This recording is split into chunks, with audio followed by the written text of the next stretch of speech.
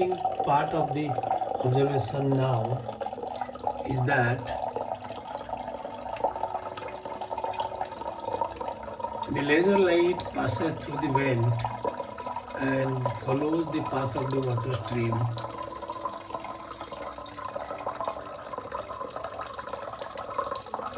You can see now the laser light totally follows the path of the stream and does not go anywhere and does not fall even on the screen.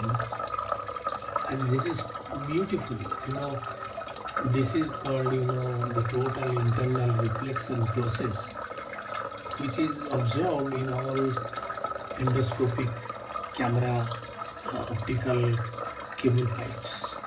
Their light goes through the pipe to the body internal part and then